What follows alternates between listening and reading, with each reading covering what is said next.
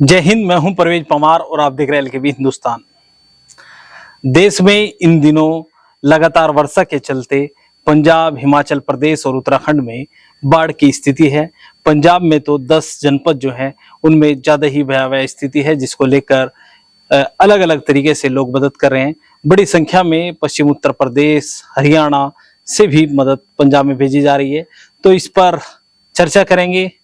आनंद स्वामी जो काफी प्रसिद्ध हैं और अपनी बेबाकी के लिए जाने जाते हैं, समाज में अच्छे संदेश के लिए जाने जाते हैं, समाज में अच्छा संदेश देने का यह लगातार काम करते हैं। सबसे पहले तो स्वामी जी आपका स्वागत है। आपका भी श्री कृष्ण मंदिर गीता धाम में बहुत बहुत स्वागत है प्रियवर। गुरुजी, जिस तरह से लंबे समय से, लगभग महीनों से पंजाब, हिमाचल प्रदेश, उत्तराखंड में बाढ़ की स्थिति बनी हुई है, उसके बावजूद जैसे पड़ोसी राज्य उत्तर प्रदेश हो, हरियाणा का खासकर मेवात से जिस तरह से वहां पर मदद भेजी जा रही है, उसको लेकर किस तरह का संदेश आप देख रहे हैं? देखिएगा प्रियवर, जो भी आपदा की स्थिति होती है जी, वह बहुत दर्दनाक स्थिति होती है। अगर मैं पंजाब की स्थिति के विषय में बात करूं, उसको महसूस करने के लिए बहुत गहराई से उससे सोचना पड़ेगा। हम ऊपर ऊपर से ऐसे देख सकते हैं कि बाढ़ आई है, बहुत सारी धन जन की हानि हो रही है, लेकिन वो लोग जिनके पास खाने को कुछ नहीं है, वो लोग जो कि फंसे हुए हैं, वो लोग जिनके पास कपड़े सूखे नहीं हैं, वो लोग जिनके पशु सामने भूखे मर रहे हैं, बह गए हैं पशु, और स्थिति इस तरह की है कि बस परिवार के सदस्य लापता हो गए हैं। तो यह स्थिति ऐसी होती है कि जिस दर्द को अगर शब्दों में बयां करें तो उसके लिए शब्द नहीं होते। और फिर मैं अगर पंजाब के विषय में बात करूं, सिख कौम एक ऐसी कौम जो कि सभी के दुखों के साथ खड़ी हो जाती है। इस बात को देखे बगैर कि सामने हिंदू है या मुसलमान है, सामने सिख है या कौन है, पीड़ित जो भी है, जो भी पीड़ित हैं, उनकी शुश्रूषा के लिए, उनकी सेवा के लिए हमेशा खड़ी हो जाती है। अब आपदा चाहे कश्मीर में आए, चाहे इधर दक्षिण भारत में आए, चाहे कहीं पर भी आए, सिख सबसे पहले विदेशों तक दिखाई देते हैं। नेपाल त्रासदी में भी जी।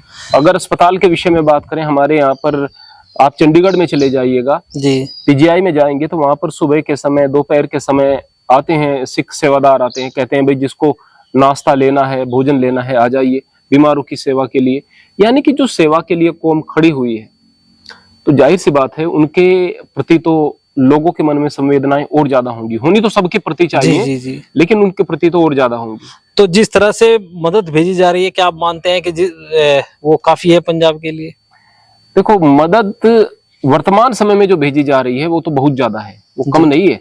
लेकिन ये बात सही है कि शायद अब कुछ और चीजों की आवश्यकता है। अन्न भेजा जा रहा है, दूसरी चीजें भेजी जा रही हैं, अब कुछ और चीजों की भी आवश्यकता है।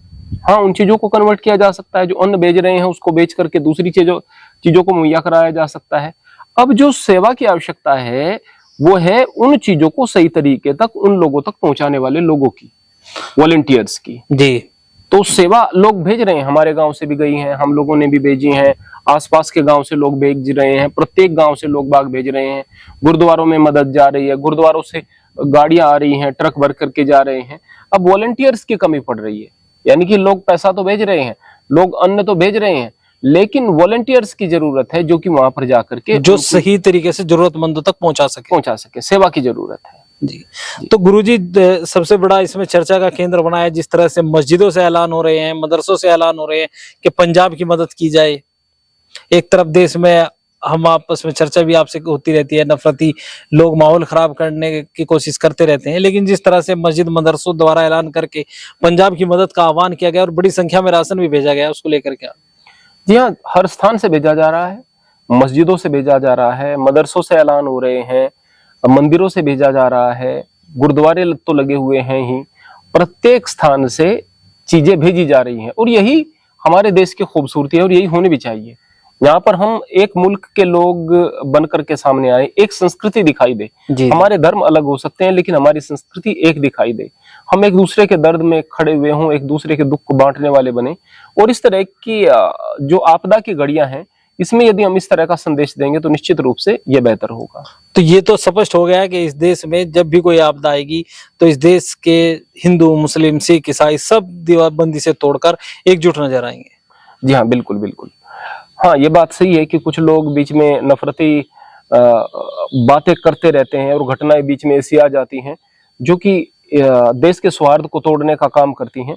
लेकिन जो मोहब्बत करने वाले लोग हैं, जो प्रेम करने वाले लोग हैं, वो अपने प्रेम को यदि दिखाने में कोई कसर नहीं छोड़ेंगे और बार बार इस तरह के प्रयास करते रहेंगे तो उससे दोहरा लाभ होगा। एक तो जरूरतमंदों को मदद पहुंच जाएगी, ईश्वर को अच्छा लगेगा, और दूसरी बात यह कि ये जो संसार में नफरत फैल रही है और विशेष रूप से हमारे देश में जो नफरत फैल रही है, ये नफरतें शांत होंगी और शायद दुनिया को एक पैगाम मिलेगा कि भारत एक देश है जहां पर विविध प्रकार की संस्कृति मिलकर भी एक भारतीयता को बनाती है। अच्छा गुरुजी, ये कोई पहली बार नहीं, पूर्व में भी जब कोई ऐसी आपदा आई तो देश एक साथ खड़ा नजर आया। जी हाँ, बहुत बार ऐसा हुआ है। जबकि इस तरह की आपदाएं आई हैं तो देश बढ़ चढ़ करके सेवा में खड़ा हुआ नजर आया है। बल्कि मैं तो यह भी कहूंगा कि जब भुज में संकट आया या फिर नेपाल में त्रासदी हुई या कश्मीर में भी इस तरह की चीजें हुई, वहां पर आरएसएस के लोग भी गए हैं और उन्होंने मुसलमानों की भी सहायता की है। जी जी। तो इस तरह की चीजें भी हुई हैं। तो जब ये चीजें और ज्यादा बढ़ करके आएंगी और ज्यादा हम नजदीक एक दूसरे के आएंगे तो शायद ये कल्चर बदलेगा। अभी मोहन भागवत जो आरएसएस के प्रमुख थे, उन्होंने जो बयान दिया था कि हम सब भारतीय हैं, हमारा डीएनए एक है, हम सब मिलकर के रहें, उनका विरोध होना शुरू हो गया था। ये तो आरएसएस के बंदे होकर ऐसा विरोध, ऐसी बात कर रहे हैं। वहां से भी ऐसी बातें आनी चाहिए, वहां से भी प्रेम की बातें आनी चाहिए, मस्जिदों से भी आनी चाहिए, मंदिरों से भी आनी चाहिए, और हमारे प्रयास भी इसी तरह के होने चाहिए। शायद हम एक बेहतर भविष्य का निर्माण कर सकें, बेहतर भारत का निर्माण कर सकें। आपने मोहन भागवत के बयान का जिक्र कर ही दिया है, तो मोहन भागवत जी ने जो बयान दिया उसको लेकर आप किस तरह से सोचते हैं? आपने कहा कि विरोध शुरू हो गया, तो कौन लोग विरोध कर रहे हैं? वो लोग जिनकी मानसिकता छोटी है, जो लोग नहीं, जो भारत से प्रेम नहीं करते, अहंकार से प्रेम करते हैं। मोहन भागवत के बारे में बात करूंगा कि आरएसएस को सबसे बेहतरीन और सबसे सुलझे हुए एक नेतृत्व देने वाले व्यक्ति मिले हैं, और मैं कहूंगा कि वास्तव में बदलना चाहिए, चीजों को, अवधारणाओं को बदलना चाहिए। और जो इस तरह की बातें करते हैं उन्हें देखना चाहिए कि भाई देश की भलाई केवल एक दूसरे के साथ मिलकर के आगे बढ़ने में है, तरक्की करने में है। हाँ, जो देश के विपरीत काम करता है, वो मुसलमान हो चाहे हिंदू हो, वो हमारा दुश्मन है, वो देश का दुश्मन है। और जो देश पर अपने प्राण न्योछावर करने वाला है, देश की सेवा करने वाला है, एक दूसरे के साथ मिलकर के इस भारत को आगे बढ़ाने वाला है, वो हमारा भाई है। यानी अगर एक हिंदू गद्दार है तो वो हिंदू हमारा दुश्मन होगा, और अगर मुसलमान गद्दार नहीं बल्कि देशभक्त है तो वो हमारा भाई है, और आगे बढ़ करके देश को, देश प्रेम सर्वोपरि है। देश हित में जो कदम उठा सकते हैं वो उठाने चाहिए, देश हित में और मानवता हित। जी जी, देश हित और मानवता हित। लेकिन गुरुजी, जैसा आपने इसका जिक्र भी किया है, देखिए कहा भी जाता है कि हम सब भारतीय हैं, हिंदू मुस्लिम सिख ईसाई सब भाई भाई हैं, इस तरह के नारे पूर्व में भी लगते रहे हैं। लेकिन जिस तरह से मोहन भागवत जी का बयान आया है, अब आप भी कह रहे हैं, तो जो जिनके बड़ी संख्या में फॉलोवर इस देश में है, जिनके अनुयायी बड़ी संख्या में है, अगर वो इस तरह का संदेश देंगे जमीन पर तो उसका लाभ देश को जरूर मिलेगा, और वो संदेश अच्छे तरीके से प्रसारित जमीनी स्तर पर होगा। देखो, बेहतर बुद्धि रखने वाले लोग इस देश में बहुत ज्यादा हैं भाई परवेज जी, और बेहतर सोच रखने वाले भी हैं, और बेहतर बात करने की क्षमता रखने वाले भी हैं जी। लेकिन उन लोगों के फॉलोवर्स नहीं है, उन लोगों का प्रभाव कम है, तो उनकी भावनाएं बेहतर है, इस बात में शक नहीं जी। उनके अंदर मोहब्बत है, इस बात में कोई शक नहीं है। लेकिन चूंकि फॉलोवर्स कम है तो फिर उनके संदेश का इतना असर नहीं निकलता है।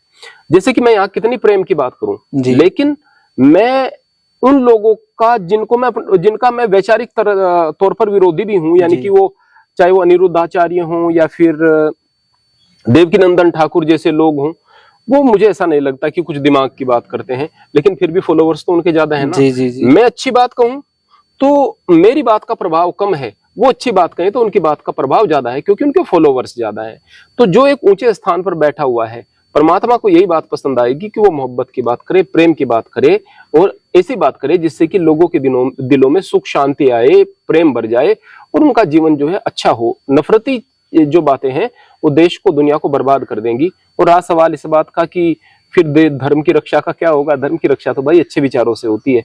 परवेज जी, अगर आप बेहतरी के मार्ग पर चलेंगे ना तो आप तरक्की करेंगे। जब भी जो भी गुनाह के रास्ते पर, जुल्म के रास्ते पर चल निकला है, उसका विनाश हुआ है। जी। तो विनाश तो गुनाह से होता है, नफरतों से होता है, प्रेम से तो तरक्की होती है। गलत कांत है जी।